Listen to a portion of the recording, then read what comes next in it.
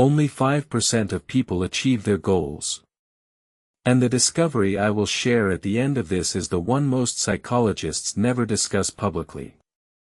Let's consider the story of Alex, a brilliant and ambitious individual who always seemed to fall short of his potential.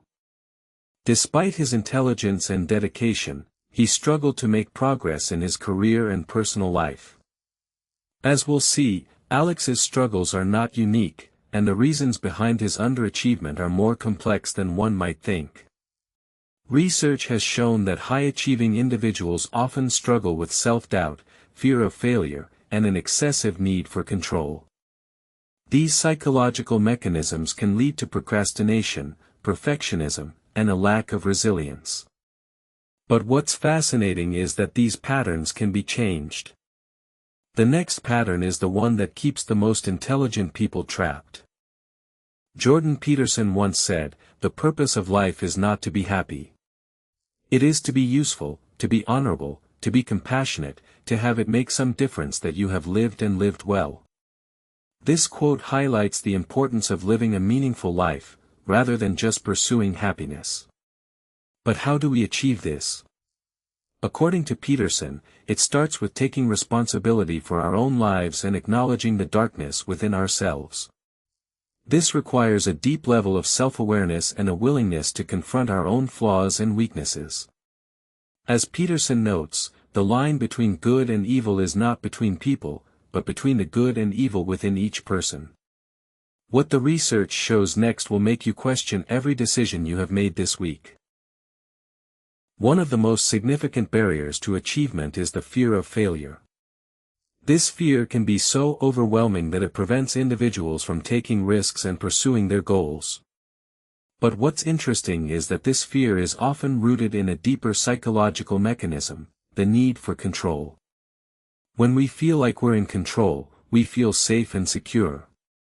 But when we're faced with uncertainty, we become anxious and hesitant. This is where the concept of anti-fragility comes in. Coined by Nassim Nicholas Taleb, anti-fragility refers to the ability to not only withstand uncertainty but to actually benefit from it. As Taleb notes, the opposite of fragile is not robust, but anti-fragile. The last insight on this list is the one most people cannot face about themselves. So, how can we apply these insights to our own lives? The first step is to develop a growth mindset, recognizing that our abilities and intelligence can be developed through dedication and hard work. This requires a willingness to take risks, experiment, and learn from our failures. The second step is to cultivate self-awareness, acknowledging our own strengths and weaknesses, and being honest with ourselves about our motivations and desires. Finally, we need to develop a sense of purpose and meaning, recognizing that our lives are not just about achieving happiness, but about making a positive impact on the world. By following these steps, we can break free from the patterns of self-defeat and achieve our full potential.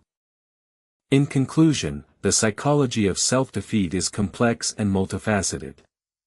But by understanding the underlying mechanisms and patterns that hold us back, we can begin to break free and achieve our goals. The discovery I promised to share at the beginning of this video is that the most successful people are not those who are immune to failure, but those who are willing to learn from it. As Jordan Peterson notes, failure is not the opposite of success, it's a part of success. Don't forget to subscribe to our channel for more videos on psychology and self-improvement. And if you want to learn more about the psychology of self-defeat, check out the links in our description below. If this video helped you understand yourself or someone around you better, subscribe. New psychology insights every single day.